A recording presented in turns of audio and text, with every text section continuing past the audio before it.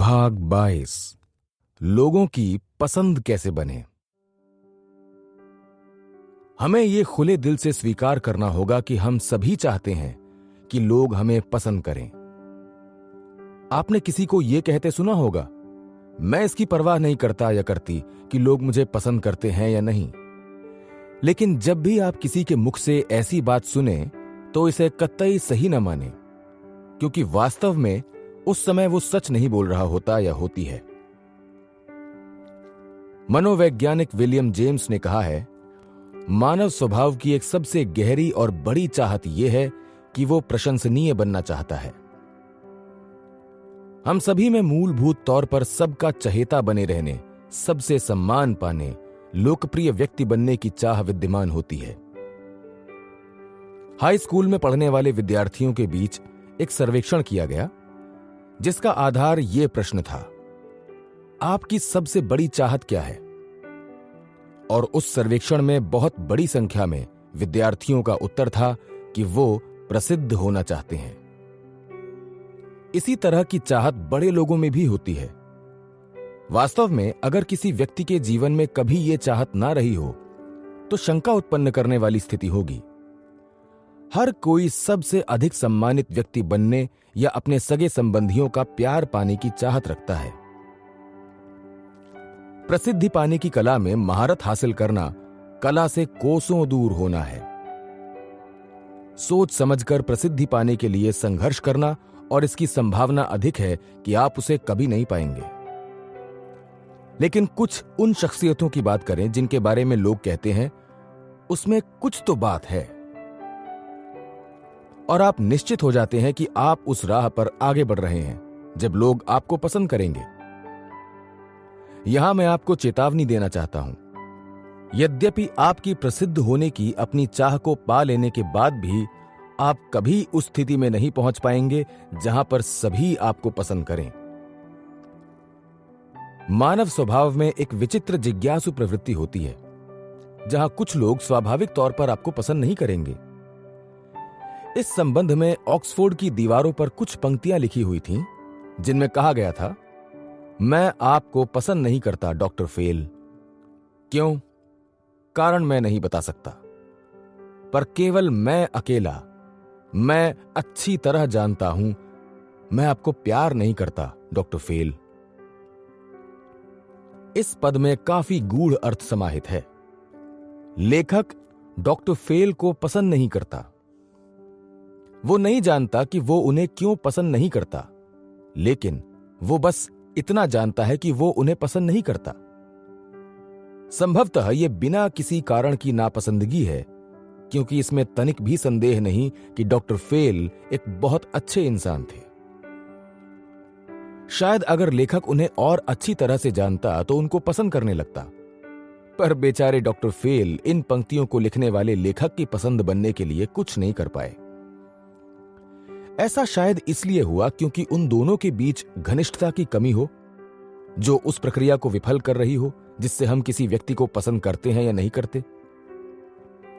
यहां तक कि बाइबल में भी मानव स्वभाव के इस अनुचित तथ्य को उजागर किया गया है। इसके लिए कहा गया है, यदि यह संभव है, जितना आपके वश में हो, सभी लोगों के साथ शांतिपूर्ण ढंग से जीवन यापन करें। बाइबल पूरी तरह से वास्तविक तथ्यों पर आधारित पुस्तक है, और ये लोगों को उनकी असीम संभावनाओं के साथ साथ उनकी कमियों को भी जानती है। बाइबल अपने अनुयायियों को यह सुझाव देती है कि यदि वो किसी गांव में जाते हैं और वहां के लोगों के साथ घुलने मिलने के बहुत प्रयास करने पर भी वो ऐसा नहीं कर पाते हैं, तो वो उस गांव का विचार अपने मन से हटाकर आगे बढ़ जाएं। और जब आप किसी गांव में जाते हैं और वहां के लोग आपको खुले दिल से नहीं अपनाते, तो उनके विरुद्ध परिसाक्ष्य के तौर पर अपने पैरों की धूल को झाड़ दें। जब आप लोगों के बीच अपनी लोकप्रियता को उस स्तर पर हासिल नहीं कर पाते हैं जिस स्तर पर आप चाहते हैं, तो ऐसी स्थिति में जब आप स्वयं को गंभीरता से प्रभावित नहीं होने देते, तो आप अपनी समझदारी का परिचय देते हैं। उपर्युक्त वाक्य का तात्पर्य यही है। हालांकि कुछ ऐसे सूत्र व प्रक्रियाएं हैं जिनका अनुसरण यदि आप पूरी आस्था के साथ करते हैं तो आप स्वयं को ऐसा इंसान बना सकते हैं जिसे दूसरे लोग पसंद करें।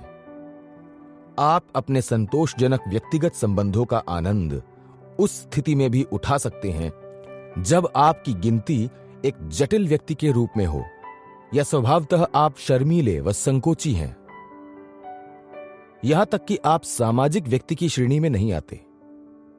आप स्वयं को एक ऐसा व्यक्ति बना सकते हैं जो दूसरों के साथ सरल, साधारण, स्वाभाविक व खुशनुमा संबंधों का आनंद ले सकता है। मैं आपको बहुत जोर देकर इसके लिए विवश नहीं कर सकता कि आप इस विषय की महत्ता को समझें और उसमें महारत हासिल करने के लिए समय व ध्यान लगाएं। अन्यथा आप तब तक खुश व सफल नहीं बन सकते जब तक आप ऐसा नहीं करते। इस क्षमता में असफलता आपकी मनोवैज्ञानिकता पर प्रतिकूल प्रभाव डालेगी। सबकी पसंद बनना आपके लिए मात्र अपने अहम को संतुष्ट करने का प्रश्न न होकर गंभीर महत्व का प्रश्न है। यह आपके लिए उतना ही आवश्यक है जितना कि जीवन में सफल होना। साधारण व संतोषजनक व्यक्तिगत संबंधों का महत्व उससे भी कहीं अधिक है। किसी को आपकी जरूरत नहीं होने या किसी की चाहत न बन पाने का एहसास मानव संवेदनाओं की प्रतिक्रिया में से सबसे अधिक सदमा देने वाली प्रतिक्रिया होती है। जिस सीमा तक आप लोगों की चाहत व जरूरत का हिस्सा बन पाते हैं, वो उतना ही आपको पूरी तरह से मुक्त व्यक्तित्व बना देता है। अकेला भेड़िया, सबसे अलग खड़ा व्यक्ति, संकोची व्यक्ति की जिस दयनीय स्थिति को झेलता है, उसकी व्याख्या करना कठिन है। इस तरह के जीवन में एक समय वो भी आता है जब वो अपने आत्म संरक्षण में स्वयं से भी संकोच करने लगते हैं। उनके भीतर पनप रहा अंतर्मुखी स्वभाव एक व्यक्ति में जो साधारण तौर पर विकास होता है, उसको भी अस्वीकार कर देता है, जो कि बाहर आने जाने से व्यक्ति को स्वयं की सोच समझ से अनुभव के रूप में प्राप्त होता है। व्यक्तित्व को नहीं बनाया जाता जिससे कि दूसरों के लिए मूल्यवान हो सके। संभव है कि वो बीमार होकर अंततः मर जाए।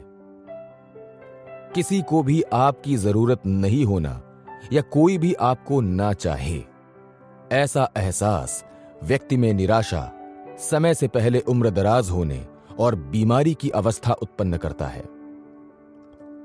यदि आप में बेकार होने का एहसास उपजता है, यदि कोई आपको नहीं चाहता या किसी को भी आपकी आवश्यकता नहीं है, तो आपको वास्तव में इसके लिए कुछ करने की आवश्यकता है।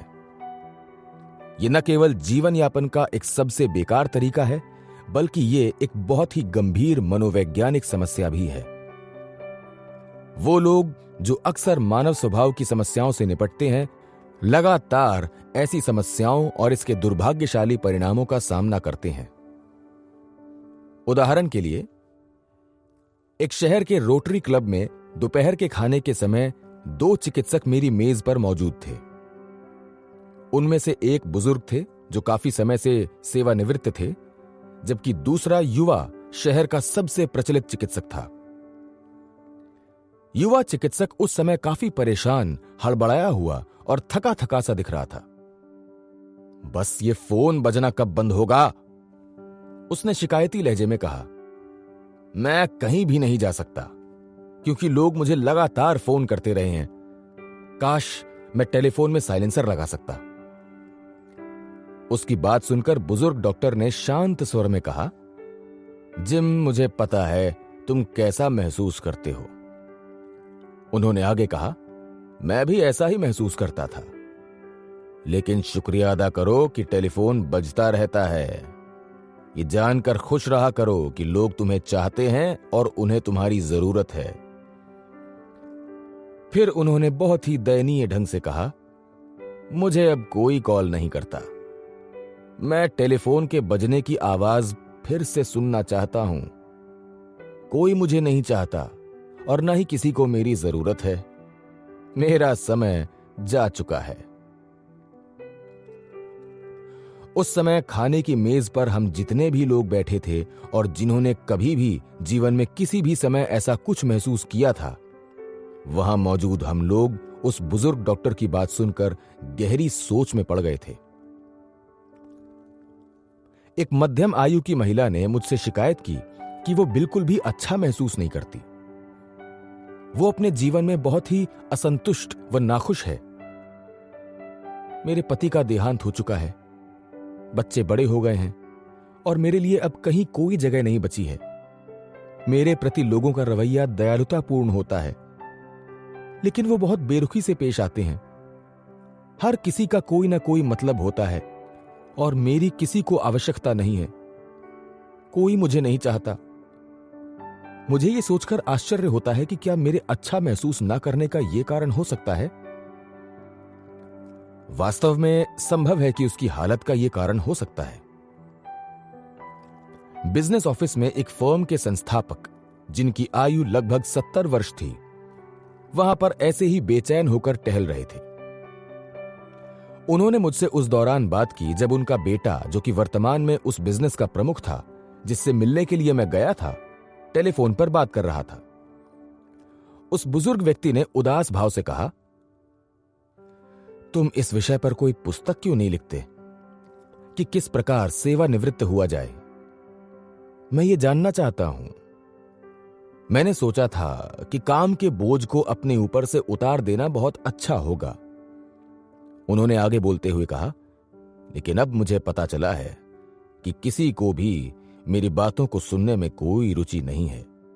मैं सोचता था कि मैं लोगों के बीच एक बहुत प्रसिद्ध व्यक्तित्व हूं, लेकिन अब जब मैं यहां आता हूं और कार्यालय में आकर बैठता हूं तो सभी मुझे नमस्कार करते हैं और फिर भूल जाते हैं कि मैं भी यहां पर हूं। शायद उनको इससे कोई फर्क नहीं पड़ता, मैं चाहे यहां रहूं या ना रहूं। अब मेरा बेटा इस व्यवसाय को चलाता है और वो बहुत अच्छा काम कर रहा है, लेकिन उन्होंने बड़े ही दयनीय भाव से अपनी बात पूरी करते हुए कहा, मैं ऐसा सोचता हूं कि काश उन्हें मेरी भी थोड़ी जरूरत होती। ये लोग इस जीवन के सबसे निराशाजनक और उदास करने वाले अनुभव को जी रहे हैं। उनकी मूलभूत चाहत थोड़ी लोकप्रियता हासिल करना है और उनकी ये इच्छा पूरी नहीं हो रही है। वो चाहते हैं कि लोग उनकी थोड़ी प्रशंसा करें। वो अपने व्यक्तित्व के लिए सम्मान चाहते हैं, लेकिन क्या केवल सेवानिवृत्त होने के बाद ही ऐसी स्थिति विकसित होती है? 21 वर्षीय एक लड़की ने मुझसे कहा कि उसकी आवश्यकता उसके जन्म से ही किसी को नहीं है। वो खुद को अवांछित महसूस करती है। किसी ने उसे यह कहा था कि वो अपने माता पिता की एक अवांछित संतान है। तब से उसके अवचेतन मन में यह बात घर कर गई, जिसने उसे हीन भावना और स्वयं के ह्रास के गहरे धरातल में धकेल दिया। इसने उसे संकोची स्वभाव और सबसे पीछे रहने वाली बना दिया, जिस कारण वो केवल अपने तक ही सीमित रहने लगी। वो बहुत अकेली और उदास रहने वाली इंसान बन गई। वास्तव में वो एक अविकसित व्यक्तित्व वाली लड़की बन गई। उसकी स्थिति में बदलाव लाने का उपचार यह था कि उसके जीवन को आध्यात्मिकता का सहारा लेते हुए पुनः निर्मित किया जाए, विशेष तौर पर उसकी सोच को। इस प्रक्रिया ने, जिसमें उसने खुद को स्वयं से मुक्त करना सीखा, समय के साथ उसे सबके बीच लोकप्रिय व्यक्तित्व बना दिया। बहुत सारे अनगिनत लोग, ऐसा नहीं है कि केवल वे लोग जो किसी गहरे अवचेतन मनोवैज्ञानिक अंतर्द्वंद्व के शिकार हों, कभी सभी के बीच लोकप्रिय होने की कला में महारत हासिल नहीं कर पाते। वो इसके लिए बहुत प्रयास करते हैं। इसके लिए वो अपनी क्षमता से काफी अधिक करने का भी प्रयास करते हैं। प्रायः वो कभी कभी कुछ इस तरह से अभिनय भी करते हैं जो उन्हें वास्तविक तौर पर बिल्कुल पसंद नहीं होता। बिल्कुल वो वैसा बस अपनी उस चाहत को पूरा करने के लिए कर रहे होते हैं जिसमें वो सभी के बीच एक लोकप्रिय पात्र बनना चाहते हैं। आज हम हर जगह देखते हैं कि लोग ऐसे काम करने में लगे हुए हैं जिससे कि वो अपनी लोकप्रिय होने की बेकायदा चाहत को सामान्य ज्ञान, जिसे आजकल के आधुनिक समाज में इस्तेमाल किया जाता है, से पूरा कर सकें। वास्तविक सत्य तो यह है कि लोकप्रियता को मात्र कुछ साधारण, सामान्य व आसान तकनीकों, जिनमें आसानी से महारत हासिल की जा सकती है, के द्वारा प्राप्त किया जा सकता है। इनका मेहनत से अभ्यास करें और आप सबके बीच लोकप्रिय व्यक्ति बन जाएंगे। पहला, एक ऐसा व्यक्ति जो सबके साथ आसानी से घुल मिल सके। आपको एक ऐसा व्यक्ति बनना है जिसके साथ लोग माथे पर बिना किसी शिकन के घुल मिल सकें। कुछ लोगों के लिए कहा गया है, आप उनके सामने कभी चुपचाप नहीं निकल सकते। आपके सामने हमेशा कोई ना कोई ऐसी बाधा आकर खड़ी हो जाती है जिसके पार आप नहीं जा सकते। लोगों के साथ आसानी से घुल मिल जाने वाला व्यक्ति बिना किसी तकलीफ के आगे बढ़ने वाला और स्वाभाविक होता है। उसका अपना एक खुशनुमा, दयालुपूर्ण, हंसमुख तरीका होता है। उनके साथ होने का अर्थ यह बिल्कुल नहीं होता जैसे आपने कोई पुरानी टोपी या पुराने जूते या कोई पुराना कोट पहन रखा हो। एक रूखा, संकोची, कोई प्रतिक्रिया ना देने वाला व्यक्ति कभी भी एक समूह में घुल मिलकर अपना स्थान नहीं बना पाता। वो हमेशा ही उससे अलग रहता है। आप उसके बारे में कभी ये नहीं जान पाते कि उसके साथ बातचीत कैसे शुरू करें या किसी बात पर उसकी प्रतिक्रिया कैसी होने वाली है। आप उसके साथ कभी सहज महसूस नहीं करते। कुछ युवा एक 17 वर्षीय उस लड़के के बारे में बात कर रहे थे जिसे वो बेहद पसंद करते थे। उसके बारे में उन्होंने कहा, उसका साथ होने पर समय अच्छा व्यतीत होता है। वो एक मजाकिया इंसान है। उसके साथ रहना सहज होता है। यह बहुत महत्वपूर्ण है कि आप अपने स्वाभाविक गुण को बनाए रखें। आमतौर पर इस प्रकार के व्यक्ति बड़े सौम्य होते हैं। बहुत थोड़े लोग जो इस बात को लेकर बहुत अधिक चिंतित रहते हैं कि आप उनके साथ कैसा व्यवहार करते हैं, जो अपने स्थान या पद को लेकर ईर्ष्या का भाव मन में रखते हैं, जो अपने विशेषाधिकार पर पूरी बारीकी के साथ डटे रहते हैं, वो कठोर और जल्दी ही किसी बात पर आहत हो जाने वाले होते हैं। एक व्यक्ति जो इस बात को पूरी तरह से प्रमाणित करने का उदाहरण बना, वो है जेम्स ए पार्ले, अमेरिका के पूर्व पोस्ट मास्टर जनरल। मैं मिस्टर पार्ले से पहली बार कई साल पहले मिला। उसके कुछ माह के पश्चात मैं उनसे लोगों की एक बहुत बड़ी भीड़ में मिला और उन्होंने वहां मुझे मेरे नाम से बुलाया।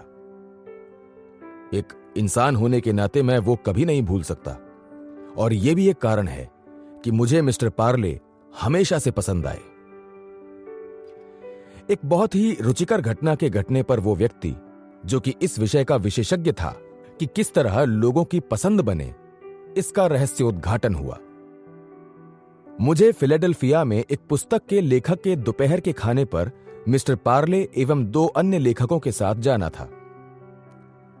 जिस घटना का जिक्र मैं अब करने वाला हूं, उसका मैं वास्तविक तौर पर साक्षी तो नहीं बना क्योंकि मैं वहां देर से पहुंचा था, लेकिन मेरे प्रकाशक के सामने यह घटना घटी।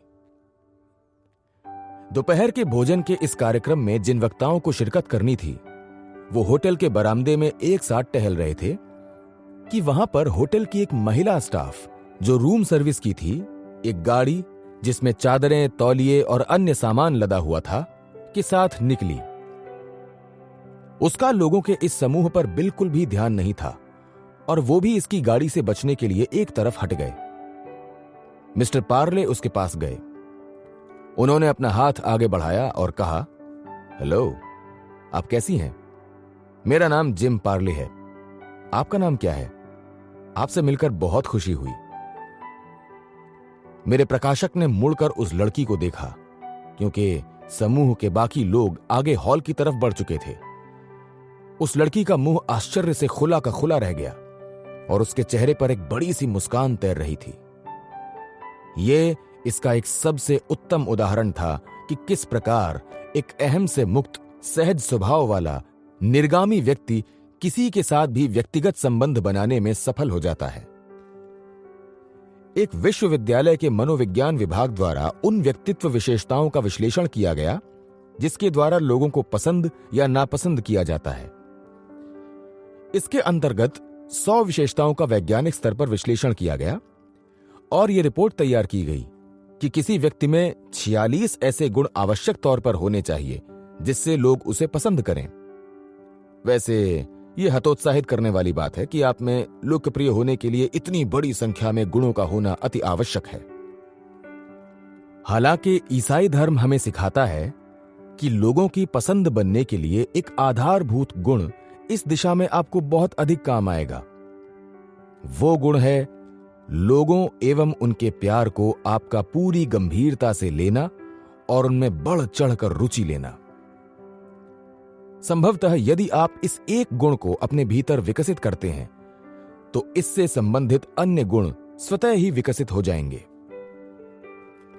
यदि आप लोगों के साथ आसानी से घुलने मिलने वाले या उनके साथ सहज महसूस करने वाले लोगों में से नहीं हैं, तो मैं आपको सुझाव दूंगा कि आप अपने व्यक्तित्व का अवलोकन इस दृष्टिकोण के साथ करें कि उसमें तनाव के चेतन एवं अवचेतन तत्व जो शायद वहां पर हों को अपने आप में से निकाल सकें। अपने मन में ऐसी धारणा कदापि न बनाएं कि दूसरे व्यक्ति द्वारा आपको नापसंद करने का कारण यह है कि शायद उनके साथ कुछ गलत है। इसके बजाय ऐसा माने कि समस्या आपके साथ है और आपको उसे खोजना है तथा अपने से दूर करना है। इसके लिए आपको बहुत सावधानी के साथ ईमानदार रहने की आवश्यकता होगी और संभवतः इसमें व्यक्तित्व से संबंधित समस्याओं के विशेषज्ञों की सहायता भी लेनी पड़े। आपके व्यक्तित्व में परेशानी का कारण कहे जाने वाले तत्व हो सकता है कि वो गुण हों जिनको आप वर्षों से अपने अंदर पाले बैठे हैं।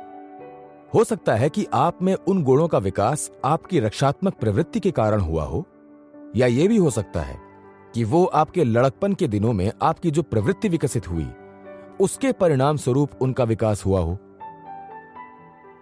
उनकी उत्पत्ति के कारण की चिंता किए बिना उनको आपके व्यक्तित्व का वैज्ञानिक तौर पर अध्ययन करके हटाया जा सकता है और आप में बदलाव की आवश्यकताओं की पहचान, उनका अनुसरण, एक व्यक्तित्व पुनर्वास प्रक्रिया का अनुसरण कर सुधार किया जा सकता है। चर्च में स्थित हमारे क्लिनिक में एक व्यक्ति अपने व्यक्तिगत संबंधों की समस्या के लिए सहायता मांगने हेतु आया। उसकी उम्र लगभग 35 वर्ष रही होगी। वो उन लोगों में से था जिन पर आप 3 बार ना सही कम से कम 2 बार अपनी निगाह अवश्य डालेंगे। उसने खुद को बहुत अच्छे ढंग से संवारा हुआ था और वो प्रभावशाली दिख रहा था। उसको देखकर भी ये कहना कि लोग उसे पसंद नहीं करते बहुत आश्चर्यजनक लग रहा था। लेकिन उसने अपने मानव संबंधों में असफल होने की अपनी जो वेदना उदाहरणों के साथ सुनाई, उससे स्पष्ट हो गया। मैं बहुत कोशिश करता हूं, उसने अपनी बात स्पष्ट करते हुए कहा। मुझे लोगों के साथ अपने अच्छे संबंध बनाने के लिए जो भी नियमों का अनुसरण करने के लिए कहा गया, मैंने उनका पूरे मन से अभ्यास किया, लेकिन अपने प्रयासों में मुझे कभी सफलता नहीं मिली।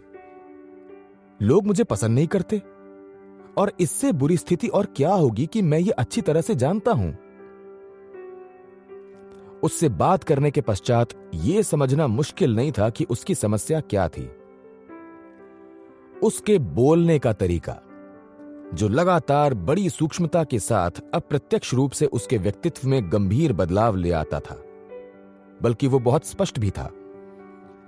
वो जब बात करता था तो उसका अपने होठों को हिलाने का एक बहुत ही आकर्षक तरीका था, जो उससे बात करने वाले हर व्यक्ति को एक कठोरता या दोषारोपण का संकेत देता था, जैसे वो खुद को दूसरों से थोड़ा बड़ा और दूसरों को असम्मानजनक मानता है।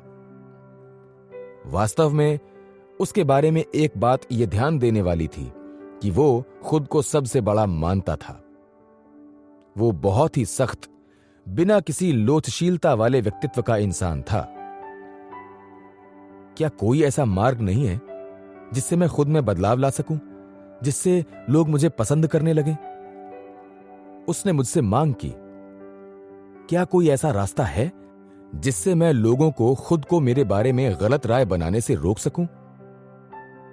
उस युवा के व्यवहार में पहले से तय आत्म केंद्रित प्रवृत्ति एवं अहम विद्यमान था।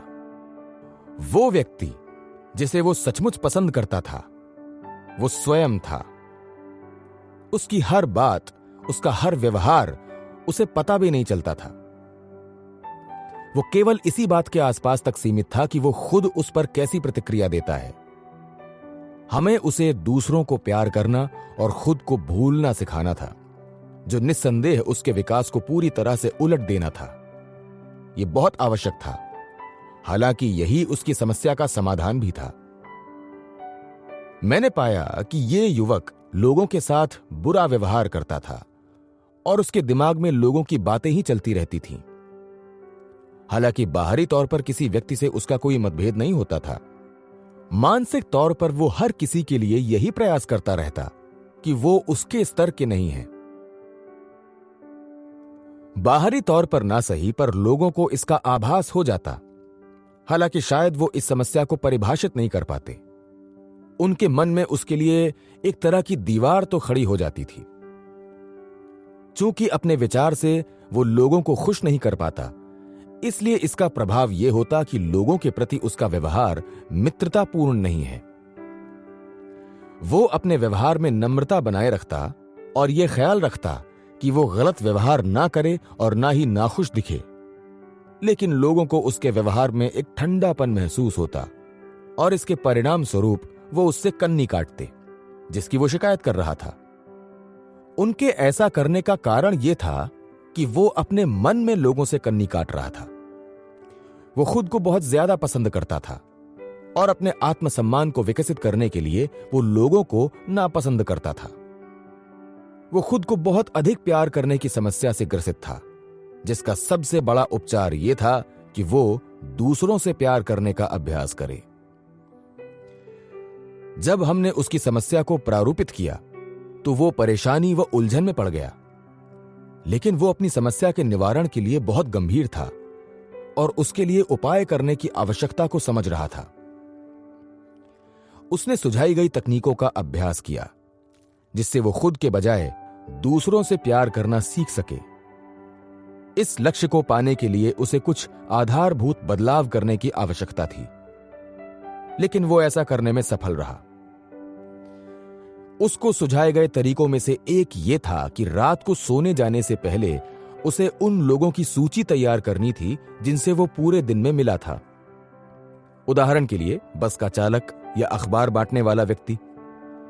उसे हर उस व्यक्ति की तस्वीर मानसिक तौर पर तैयार करनी थी जो भी उसकी सूची में शामिल थे, और जैसे ही वो उनके चेहरे को अपनी आंखों के सामने लाने में कामयाब होता, उसे उस व्यक्ति के बारे में एक दया भाव से भरा विचार अपने मन में सोचना था। फिर उसे हर व्यक्ति के लिए प्रार्थना करनी थी। उसे अपनी छोटी सी दुनिया में रहकर ही प्रार्थना करनी थी। हम में से प्रत्येक का अपना एक छोटा सा संसार होता है। वो लोग जिनके साथ हम काम करते हैं या फिर जिनके साथ हम किसी न किसी तरीके से जुड़े होते हैं। उदाहरण के लिए, वो पहला इंसान जिसे इस व्यक्ति ने सुबह सुबह अपने परिवार के अलावा देखा, वो उसके घर की बिल्डिंग का लिफ्टमैन था। पहले उसकी आदत नहीं थी कि वो उससे सुबह सुबह कहे जाने वाले औपचारिकतापूर्ण नमस्कार के अतिरिक्त कुछ और कहे। अब उसने लिफ्टमैन से थोड़ी बातचीत की। उसने लिफ्टमैन से उसके परिवार और उसकी रुचियों के बारे में पूछा। उसने पाया कि लिफ्टमैन के पास एक रोचक वैचारिकता और कुछ ऐसे अनुभव थे जो काफी आकर्षक लग रहे थे। उसने उस व्यक्ति में अब नए महत्वों को देखना शुरू कर दिया था, जो उसके लिए इससे पहले मात्र एक यांत्रिक रोबोट था, जो उसके घर के तले तक लिफ्ट को ऊपर से नीचे ले जाया करता था। वो वास्तव में उस लिफ्टमैन को पसंद करने लगा था, और इसके बदले में वो लिफ्टमैन भी, जिसने इससे पहले उस युवक के बारे में औरों जैसी ही धारणा अपने मन में बना रखी थी, भी उसे लेकर अपने विचारों में परिवर्तन लाने लगा था। उन दोनों के बीच मित्रता का एक बंधन बंध गया था। अंततः युवक का यह अभ्यास एक से दूसरे, फिर तीसरे और इसी तरह आगे बढ़ता गया। एक दिन उस युवक ने मुझसे कहा, मैंने पाया कि यह संसार बहुत सारे रोचक लोगों से भरा पड़ा है और मुझे पहले कभी इसका एहसास नहीं हुआ। जब उसने ये अवलोकन किया तो यह साबित कर दिया कि वो खुद को खोता जा रहा है, और जब उसने ऐसा किया, जैसा कि बाइबल हमें बहुत ही बुद्धिमत्ता के साथ बताती है, उसने खुद को पा लिया। अपने आप को खोकर उसने बहुत से नए मित्रों के अतिरिक्त खुद को भी पा लिया। लोगों ने उसे पसंद करना सीख लिया। लोगों के लिए प्रार्थना करना सीखना उसके पुनर्वास में एक महत्वपूर्ण पड़ाव था। जब आप किसी दूसरे के लिए प्रार्थना करते हैं तो आपको अपनी व्यक्तिगत प्रवृत्ति को उस व्यक्ति की तरफ मोड़ना होता ही है। आप अपने संबंध को वहां से उच्च स्तर पर ले जाते हैं। जैसे जैसे आपके भीतर का सबसे बेहतर दूसरों की ओर प्रवाहित होने लगता है, वैसे वैसे दूसरों का भी सबसे बेहतर आपकी ओर प्रवाहित होने लगता है। एक दूसरे के सबसे बेहतर के मिलने पर दोनों के मध्य एक उच्च स्तरीय समझ की एकता का स्थापन होता है।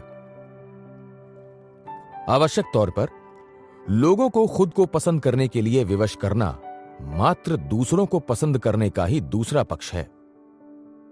सबसे अधिक लोगों द्वारा पसंद किए जाने वाले व्यक्ति जो संयुक्त राज्य में रहे, जिन्हें हम में से अधिकतर लोग पसंद करते हैं, वो स्वर्गीय विल रॉजर्स थे।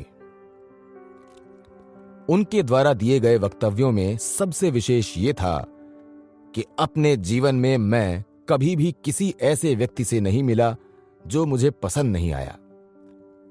हो सकता है कि यह वक्तव्य थोड़ा बढ़ा चढ़ाकर बोला गया लग रहा हो, लेकिन मुझे पूरा विश्वास है कि विल रॉजर्स उन लोगों को शामिल नहीं कर सकते। वो अच्छी तरह से जानते थे कि वो क्या बोल रहे हैं।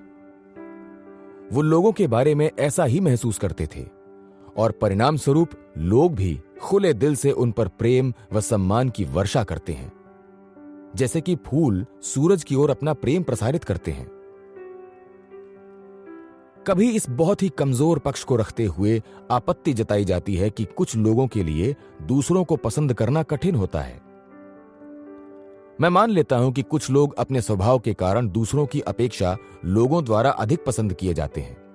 वहीं दूसरी ओर किसी व्यक्ति को जानने समझने के लिए ईमानदारी से किए गए प्रयास से उसके भीतर मौजूद गुणों, जो कि प्रशंसनीय यहां तक कि प्यारे भी होते हैं, का खुलासा करेगा।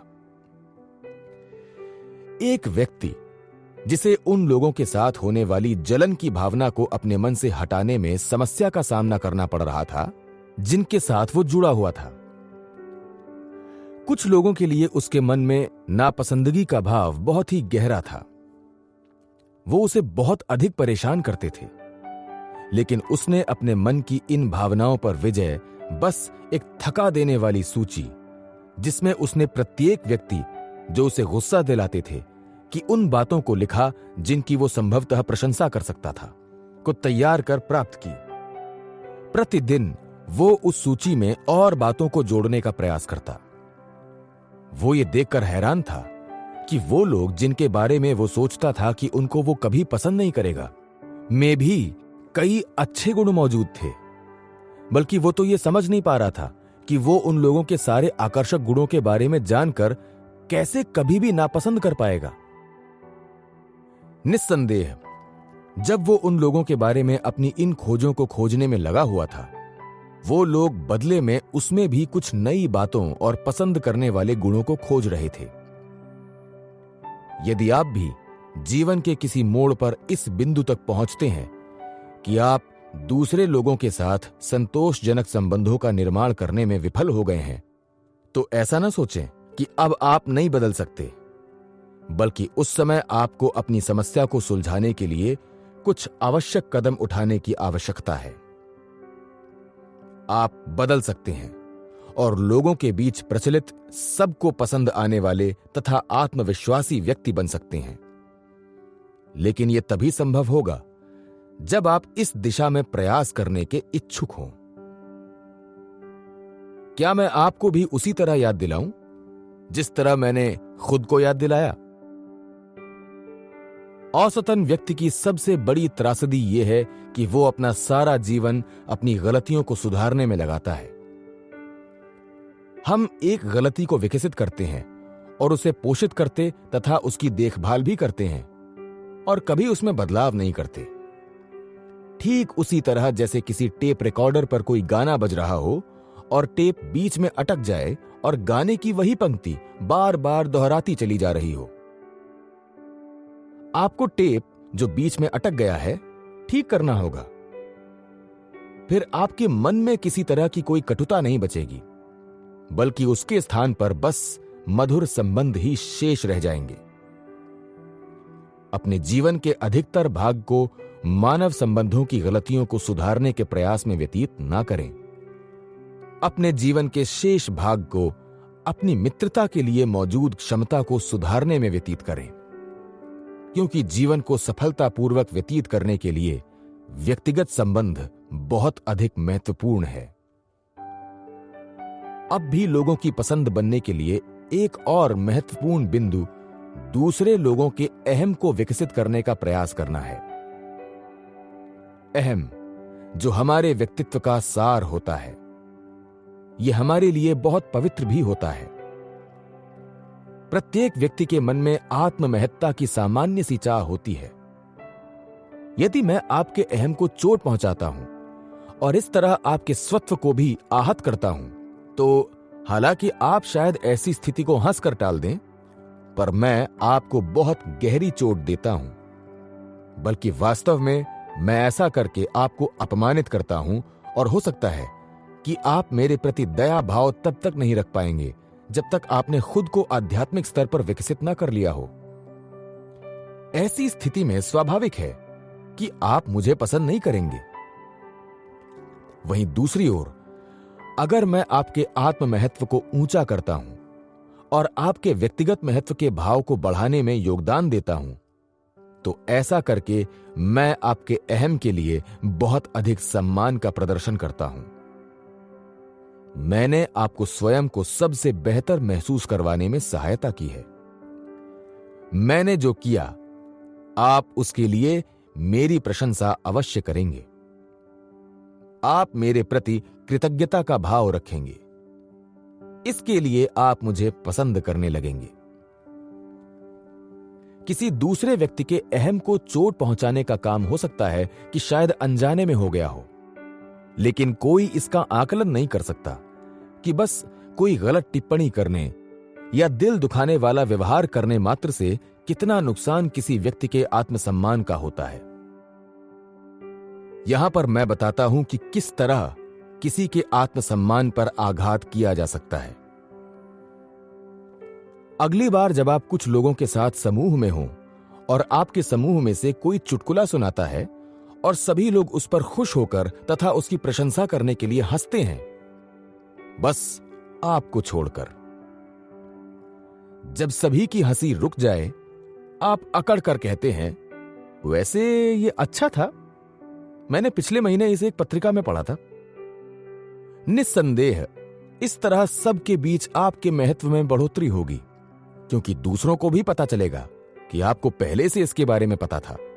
लेकिन उस व्यक्ति को कैसा लगेगा जिसने चुटकुला सुनाया था?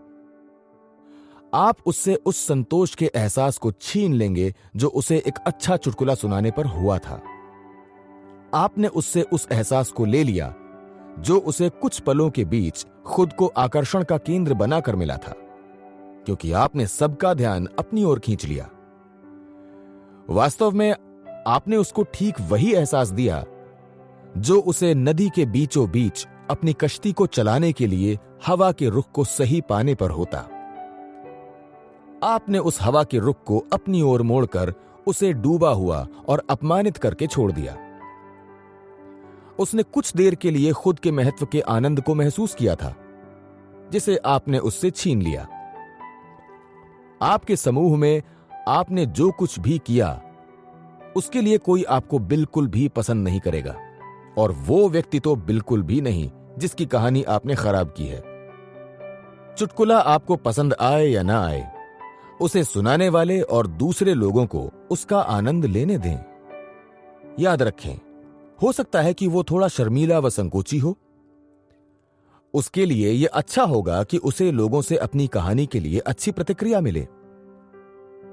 लोगों को अपमानित ना करें, उनके सम्मान को और बढ़ाएं।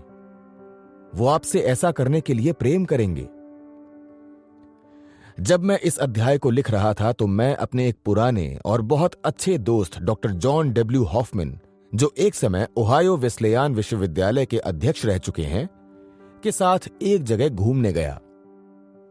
जैसे ही मैं उनके साथ पैसाडेना में बैठा मुझे एक बार फिर इस बात का एहसास हुआ कि उनके जैसा महान व्यक्तित्व मेरे लिए कितना महत्व रखता है। बहुत साल पहले मेरी स्नातक की डिग्री मिलने की पिछली रात को हमें हमारे समूह के रहने के स्थान पर सबको एक साथ एकत्रित किया गया। वो भी वहां पर उपस्थित थे और उन्होंने कुछ बातें भी की। रात का खाना खाने के बाद उन्होंने मुझसे अध्यक्ष के घर तक चहलकदमी करने को कहा। वो जून के महीने की चांदनी रात थी। पूरे रास्ते जैसे जैसे हम पहाड़ी पर चढ़ रहे थे, उन्होंने मुझसे जीवन व उसके अवसरों के बारे में बातें की और मुझे बताया कि जैसे ही मैं अपने विद्यार्थी जीवन से बाहर निकलकर वास्तविक दुनिया में प्रवेश करूंगा तो कैसा रोमांच वहां मेरा इंतजार कर रहा होगा। जब हम उनके घर के बाहर खड़े थे तो उन्होंने मेरे कंधे पर अपना हाथ रखा और कहा, नॉर्मन, मैंने तुम्हें हमेशा पसंद किया है। मुझे तुम पर भरोसा है। तुम्हारे पास बहुत सी संभावनाएं हैं। मुझे तुम पर हमेशा गर्व रहेगा। तुमने खुद में वो प्रतिभा संचित की है। इसमें कोई शक नहीं कि उस समय उन्होंने मेरे बारे में कुछ अधिक ही बोला था, लेकिन उनकी बातें किसी व्यक्ति को अपमानित करने से तो बहुत अच्छी थीं। वो जून का महीना था और मेरी स्नातक की डिग्री मिलने की पूर्व रात थी। मेरा मन उत्साह से भरा हुआ था। मेरे मन के भाव आसमान में बहुत ऊंचे उड़ रहे थे और मैंने उनको अपनी आंखों में भरे आंसुओं के साथ, जिन्हें मैं छिपाने की कोशिश कर रहा था, शुभ रात्रि कहा। इस बात को कई साल बीत चुके हैं, लेकिन उन्होंने उस समय जो कुछ कहा और जिस समय जून की उस रात बहुत साल पहले कहा, उसे मैं कभी नहीं भूल सकता। इतने वर्षों तक उनके लिए मेरे मन में प्यार हमेशा बना रहा। मैंने ये भी जाना कि उन्होंने उसी तरह की बातें उस समय और बहुत से लड़के व लड़कियों से कही थीं, जो अब पुरुष व स्त्री बन चुके थे और वो भी उनसे प्यार करते थे, क्योंकि उन्होंने उनके व्यक्तित्व को सम्मान दिया और उसे निरंतर विकसित किया था। कई वर्षों तक वो मुझे और दूसरों को भी हमारी हर छोटी उपलब्धियों पर बधाई देने के लिए पत्र लिखते रहे और हमारे लिए उनकी ओर से आया स्वीकृति का एक शब्द भी बहुत मायने रखता था। ये थोड़ा आश्चर्यजनक बात है कि युवकों के इस सम्मानित मार्गदर्शक को उन हजारों लोगों का प्रेम व श्रद्धा प्राप्त है जिनके जीवन को इसने स्पर्श किया है। विकसित होने और एक बेहतर, मजबूत व अच्छा इंसान बनने में जिसकी भी आप मदद करते हैं, वो आपको इस प्रकार की कभी न समाप्त होने वाली श्रद्धा खुले दिल के साथ देता है। आपसे जितना हो सके लोगों के जीवन को विकसित करने में मददगार बने। ये आप बिना किसी स्वार्थ भाव के करें। इसे इसलिए करें क्योंकि आप उन्हें पसंद करते हैं और आप उनमें संभावनाएं देखते हैं। आप इसे करें और आप पाएंगे कि आपके पास कभी भी दोस्तों की कमी नहीं होगी। आपके बारे में हमेशा लोग अच्छा सोचेंगे। लोगों को ऊंचा उठने में मदद करें और उनको स्वाभाविक तौर से प्रेम करें। उनके साथ अच्छा करें और उनका सम्मान व प्रेम आपकी तरफ स्वतः ही प्रवाहित होगा। लोगों की पसंद बनने का मूलभूत सिद्धांत यही है कि इसके लिए आपको किसी लंबे समय तक चलने वाले और बहुत थका देने वाले प्रयासों की आवश्यकता नहीं है, क्योंकि वो बहुत ही साधारण व आसानी से हो जाने वाले हैं, जो स्वयं ही अपने सत्य की व्याख्या करते हैं।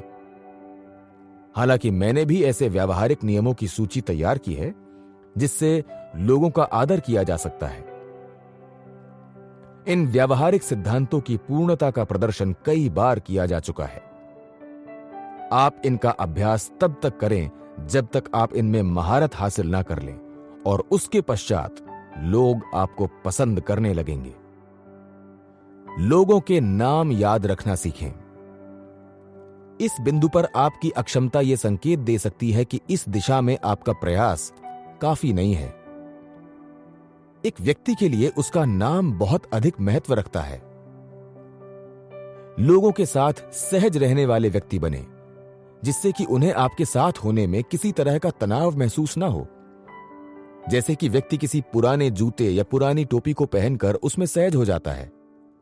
लोगों के साथ आपका व्यवहार घरेलू प्रकार का होना चाहिए। सरलता के साथ लोगों के साथ व्यवहार करने के गुण को अपने अंदर लाएं, जिससे कि चीजें आपको परेशान ना करें। अहंकारी ना बने, स्वयं पर नजर रखें। कभी दूसरों के सामने आप ऐसा ना जताएं कि बस आपको ही सब कुछ पता है। अपना व्यवहार स्वाभाविक व साधारण तौर पर नम्रतापूर्ण रखें। खुद को रोचक बनाने के गुण को अपने अंदर विकसित करें, जिससे कि लोग आपके साथ रहना चाहें और उनके साथ से वो कुछ प्रेरक बातों को प्राप्त कर सकें। अपने व्यक्तित्व से व्यवहार को खराब करने वाले तत्वों का अवलोकन कर उन्हें खुद से दूर करें, बल्कि इनमें उन तत्वों को भी शामिल करें जिनके बारे में संभवतः आपको पता न चला हो। पूरी गंभीरता के साथ लोगों का उपचार करने का प्रयास करें। आपके प्रयास ईमानदारी के साथ ईसाई धर्म के उपदेशों के आधार पर हों। प्रत्येक गलतफहमी जो आपको थी या अब है, अपनी सभी शिकायतों को खुद से दूर कर दें। लोगों को पसंद करने का अभ्यास तब तक करते रहें जब तक आप उसे स्वाभाविक तौर पर करना ना शुरू कर दें। याद रखें जो विल रॉजर्स ने कहा था, मैं कभी किसी ऐसे व्यक्ति से नहीं मिला जो मुझे पसंद नहीं आया हो। स्वयं भी ऐसा ही बनने का प्रयास करें। किसी भी व्यक्ति की उपलब्धि पर उसे बधाई देने या उसकी उदासी या निराशा के क्षण में उससे सहानुभूति की अभिव्यक्ति करने के अवसर से कभी न चूकें। गहरे आध्यात्मिक अनुभव को प्राप्त करें, जिससे कि आपके पास लोगों को देने के लिए कुछ हो जो उन्हें मजबूत बनाने में तथा जीवन के साथ और भी प्रभावशाली ढंग से मुलाकात करने में सहायक हो। लोगों को शक्ति दें और वो आपको प्यार देंगे।